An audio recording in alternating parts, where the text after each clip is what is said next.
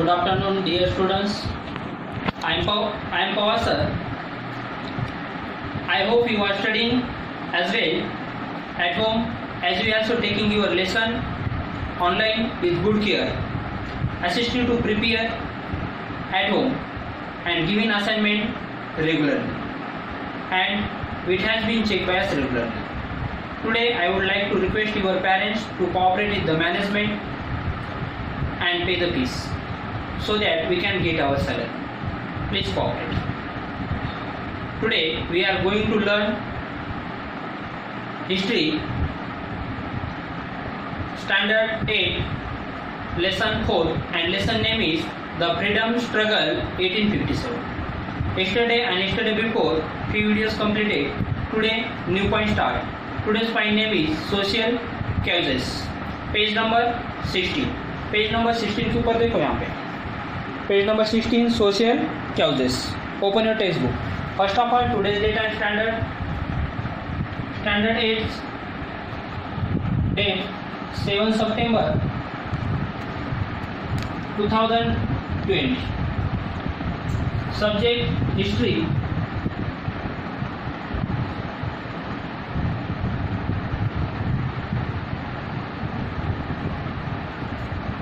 Fourth lesson name is the freedom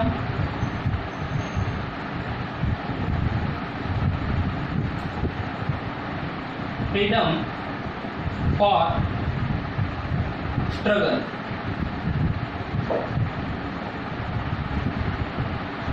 (1857). Today's point name is social causes.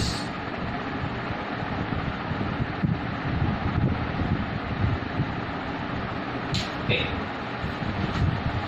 Look at the textbook and listen carefully. Social causes.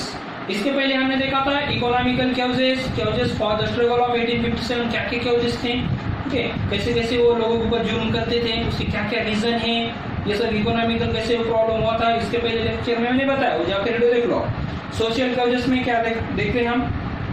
The Indians felt that the Britishers were the interfere in the culture. तो British ने क्या किया था? Interfere किया था. जो India का culture था उसमें इंटरफेयर करने का काम किसने किया था? ब्रिटिश ने किया था. और ये इंडियन लोगों को बिल्कुल भी अच्छा नहीं लग रहा था. इंडियन लोगों को वैसा इंटरफेयर होने नहीं चाहिए था ब्रिटिश का. वो खुद के रूल से ही चलना चाहते थे. मगर कुछ वर्क जो भी कल्चर में उन्होंने इंटरफेयर किया वो कुछ अच्छे थे. आपको कौन कौन से अच्छे थे वो बताऊंगा मैं. Traditional and customs of India's. वो ट्रेडिशन और कस्टम के बीच में सिर्फ उन्हें इंटरफेयर नहीं करना चाहिए था, इसे इंडियन लोगों को लगता था. मगर कुछ उनके अच्छे थे. वो देखते sati prohibition and widow remarriage act. तो सती प्रोहिबिशन मतलब क्या कि जैसे कि किसी का हस्बैंड एक्सपायर हो गया तो उसके साथ उसको भी उसकी चिता के ऊपर जला देते थे. जिंदा कोई उस औरत को जिंदा कोई उसको जला देते थे उसके साथ, क्योंकि अब उसका हस्बैंड मर गया तो उसको कोई जीने का कोई हक ही नहीं. ऐसा करके उसको उठा के जला देते थे उसके साथ. उसे कहते सती प्रोहिबिशन. तो ये एक्ट उन्होंने बंद कर दिया था. किसने? ब्रिटिश ने. मगर इंडियन लोगों को अच्छा नहीं लग रहा था. मगर ये देखा गया तो उसके हिसाब से अच्छा था. विडो रीमैरिज मतलब जिसके हस्बैंड एक्सपायर हो गए फिर उसको दूसरी शादी करने का अलाउड नहीं है, ऐसा इंडिया के रूल था. मगर ब्रिटिश ने उनको अलाउड कर दिया था. जिसका हस्बैंड एक्सपायर हो दूसरी शादी कर सकती है वो वुमेन्स. ऐसे एक्ट उन्होंने बनाए थे. Were correct form the social points of a hue. तो सोशल पॉइंट के हिसाब से देखे करेक्ट थे.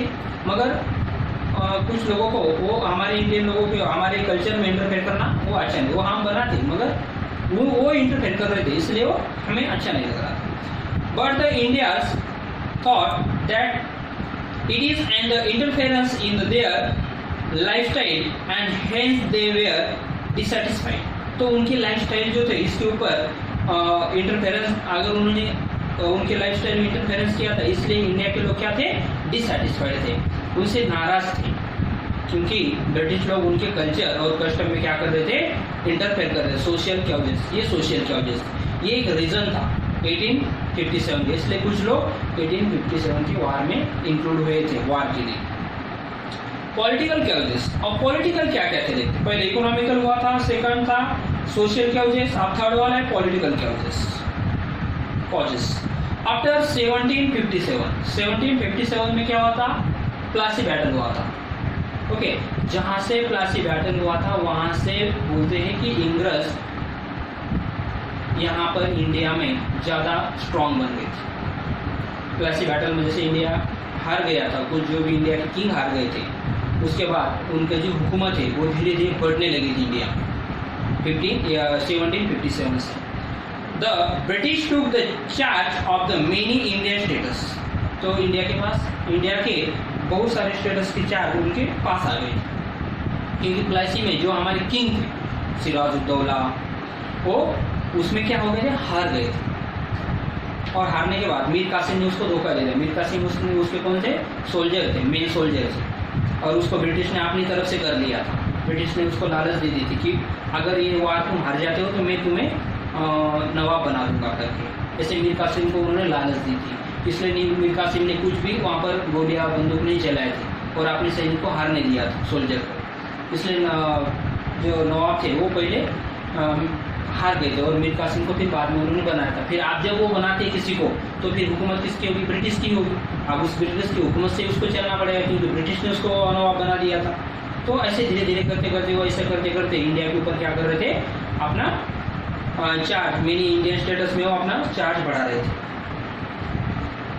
Later Lord Dalhousie annexed many the princely state on the various coasts. The Nawab of Ayur was dethroned on the ground of maladministration. maladministration ठीक से काम न करना, उसको कहते हैं maladministration। तो ये वहाँ पर ठीक से काम नहीं कर रहे थे इंडिया में। Here as the princely state of the Satara, Nagpur and Jhansi were annexed through the doctrine of lapse। Doctrine of lapse मतलब क्या कि किसी को अगर कोई किंग है, समझे उसको खुद की सन नहीं है, खुद की औलाद नहीं है, फिर वो क्या करता था? किसी को अडॉप्ट करता था, किसी को दत्तक लेता था, अडॉप्ट करता था किसी लड़के को, फिर उसको सब रूल सिखाता था और उसके बाद उसको किंग बना देता था। मगर ब्रिटिश ने क्या किया था? जिसको खुद की औलाद नहीं है, खुद के सन नहीं है, वो दूसरा कोई अडॉप्ट करके वहाँ पर उसको किंग नहीं बना सकता। इसको उन्होंने क्या कर दिया था? क्लोज कर दिया था। उसे कहते हैं डॉक्ट्रिन ऑफ लैप्स। तो इसलिए झांसी की रानी भी वो भी उसके ऊपर नाराज थी, वो किंग सातारा के, नागपुर के। Due to this policies of Dalhousie the Indians did not consider the British of trustworthy. ये दोनों के बीच का फिर वो झगड़ा चल रहा था, ब्रिटिश और डलहौसी के बीच। तो ये डलहौसी ने कुछ ऐसे रूल बना दिए थे। ओके, इसलिए फिर ये पॉलिटिकल कॉजेस की वजह से भी क्या थे? ये इंडियन जो भी किंग थे, इंडियन किंग जैसे झांसी के, नागपुर के, ओके, और के, ये सब किंग, सब हर जगह पे किंग वो नाराज हो गए थे, वो उनसे डिससेटिस्फाइड थे। नेक्स्ट पॉइंट हमारा discontent among the Indian soldier. अब इंडियन सोल्जर के साथ क्या क्या हुआ वो हम देखते हैं। The Indian soldier were the giving low status by the British officer. देखो उन्होंने एक लॉ बनाया था ब्रिटिश ऑफिसर के लिए। They could not the gain by the post higher than the subedar. तो एक सूबेदार करके पोस्ट होती है, किसमें? मिलिट्री में बहुत सारी पोस्ट होती है। तो ज़्यादा से ज़्यादा सिर्फ सूबेदार की पोस्ट तक ही इंडियन लोगों को जॉब तक वो जाने देते थे। उसके आगे वाली जॉब वो इंडियन लोगों के लिए अलाउंस नहीं करते थे, क्योंकि उन्हें डर था अगर ये ज़्यादा ऊपर चले जाते हैं, बड़ी पोस्ट के ऊपर चले जाएंगे तो इनसे हमें क्या होगा? धोखा होगा। इसलिए वो इंडियन लोगों के लिए बड़ी पोस्ट रिजर्वेशन नहीं रखते थे और बड़ी पोस्ट के लिए उन्हें अप्लाई करने के लिए भी कुछ चांस नहीं थे। तो ये एक रीज़न था मिलिट्री में कि इंडियन लोगों को ज़्यादा बड़ी पोस्ट वो नहीं देते थे ब्रिटिश लोग। And they are paid less the compare to the British soldier. इसके कंपेयर में ब्रिटिश सोल्जर, और ब्रिटिश सोल्जर को बड़ी पोस्ट के ऊपर वो बिठाते थे और उनको पे मतलब उन्हें जो पैसा है वो भी कम देते थे, उनसे मनी भी कम देते थे। ब्रिटिश सोल्जर से कम मनी उन्हें देते थे। उन्हें अगर 10 रुपीज़ तो ब्रिटिश को 20 रुपीज़ देते थे। The allowance were also the gradually decreased. Due to this, the reason there was a growing discontent among the Indian soldier, और इसलिए इंडियन सोल्जर क्या होते हैं, डिसकंटेंट हो रहे थे और ये गुस्सा था इसके अंदर, एक एंग्री हो गए थे ये इंडियन सोल्जर भी। ये भी इंडियन सोल्जर को भी समझ में आ रहा था कि हमारे साथ क्या व्यवहार हो रहा है, हमें कैसे नीच बता रहे हैं, हमें कैसे कम लिख रहे हैं, ये सब इंडियन सोल्जर को समझ में आ रहा था। Immediate causes, the 1856 the British provide long range Enfield rifle, तो उन्होंने एक प्रोवाइड किया था और एक गन था वो इनफाइल्ड राइफल्स ऑफ द इंडियन सिपाही को उन्होंने प्रोवाइड किया था। तो गन का क्या रीजन है वो देखते हैं। सिपाहीज were the required to the beat and end of the cartridge, वो जो गन था उसके जो एंड में वो बीट होते थे, बीट मतलब काऊ और पीक का चमड़े से बने वाला होता है और उसको दांतों से तोड़ना पड़ता था, वो गन के एंड में रहता था और वो इंडियन सोल्जर को अपने दांतों से तोड़ना पड़ता था और पीक और काऊ के वहाँ पर वो चमड़े से बना वाला होता था।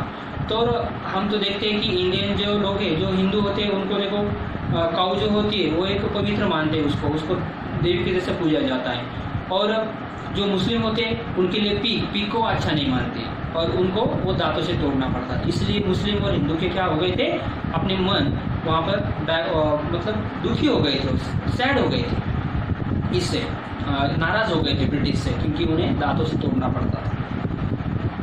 दिस देखो end of the cartridge the news spread out that this the cartridge we are smeared in the fast of the cow and pig, और काउ और फैट्स मतलब उनकी चर्बी से बने वाला होता है काउ एंड पिग के। Due to this the religious sentiments of the Hindu and Muslim, सिपाहीज were hurt and made them the unhappy, इसलिए उनके बहुत हार्ड हो गया था और उससे वो अनहैप्पी थे, वो हैप्पी नहीं थे। वो जैसा उनका व्यवहार चल रहा था ब्रिटिश का इंडियन सिपाहियों के साथ, तो उससे भी वो सैड हो गए थे, दुखी हो गए थे, अनहैप्पी हो गए थे। ओके, तो रिमेनिंग जो पार्ट है द आउटब्रश, ये हम कल के लेक्चर में देखेंगे। Now stop lecture, we will meet next video.